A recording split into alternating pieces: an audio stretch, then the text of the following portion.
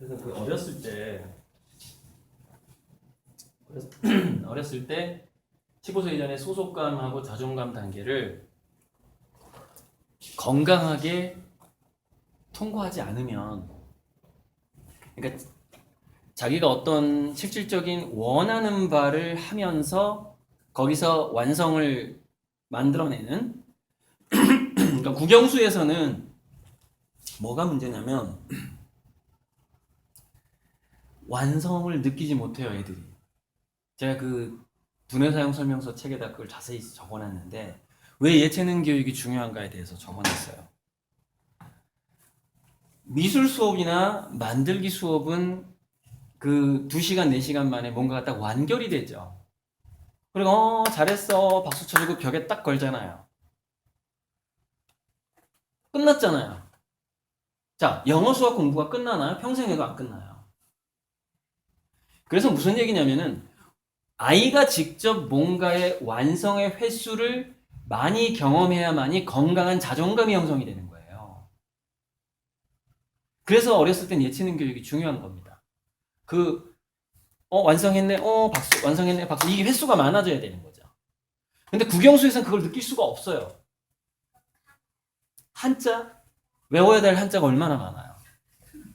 5만 개인데, 5만 개, 6만 개까지 가야 돼요. 1000개, 2000개 외우기도 힘든 상황에서 5만 개, 6만 개가 있는데 지금. 끝이 없잖아요, 학문이라는 게. 그래서 거기서는 건강한 자존감을 키우기가 어려워요. 그래서 아이들이 어디서 자존감을 키우게 되는 줄 아세요? 경쟁을 하게 되고 성적에서 자존감을 채우게 되죠.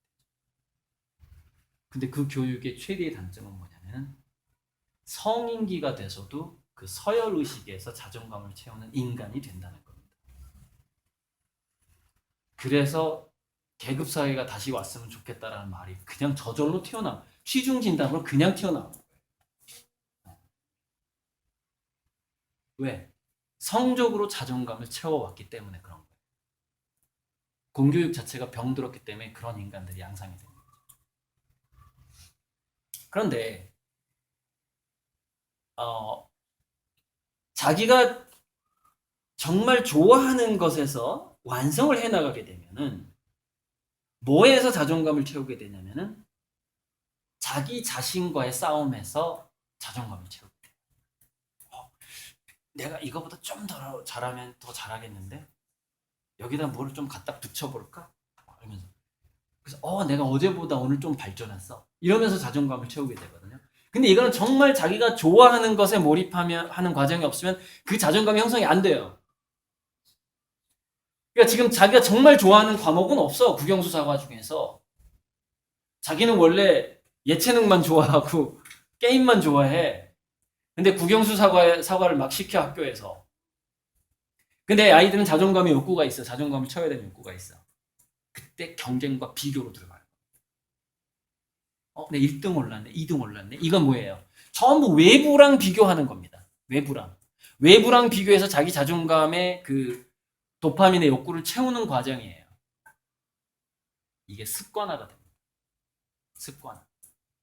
그래서 여러분 라이트 형제하고 최초로 하늘을 나는 동력 비행기 발명을 경쟁했던 어떤 교수가 있어요.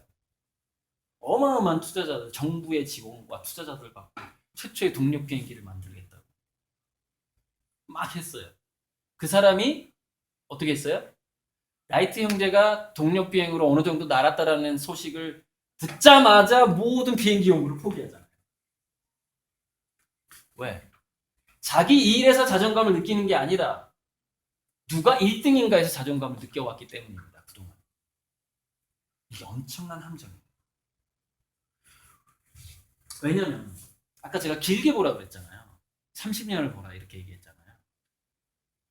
자기가 정말 좋아하는 것에서 자기가 발전해가는 것을 느끼면서 꼭 대회 나가서 무슨 상을 받아서 자존감을 채우는 게 아니라 그걸 매일매일 느끼게 해주는 그런 시간들이 아이들한테 있어야 되는 거죠. 그러면은 어떤 사람이 되냐면 80대 노벨상을 타는 사람이 돼요. 포기하지 않는 거예요. 포기할 수가 없는 거예요. 포기할 수 없는 인간이 됩니다. 그렇게 크면 애들이. 그러나 어떤 서열화와 비교에 의해서 아이들이 자존감을 키우는 방식으로 두뇌가 세팅이 되면 언제든지 뭔가를 포기하는 인간이 돼요. 근데 이게 뭐까지 연결이 되냐면 암에 걸리는 것까지 연결이 돼요. 암에 걸리는 것.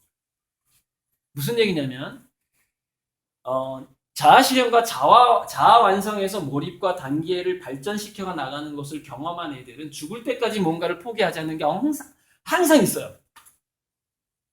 죽을 때까지 자기 자신을 완성시켜 나갑니다. 거기서 지속적으로 자존감이 유지가 돼요. 그래서 도파민하고 집중력이 유지가 되기 때문에 면역력이 유지가 됩니다.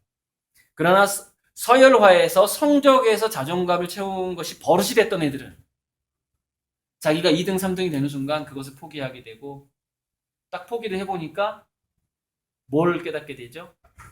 더 이상 1등을 할 수 없다는 걸 깨닫게 되죠. 왜? 타고난 천재들이 항상 있으니까 어느 분야나. 명문대 가서 좌절하는 애들이 그런 애들.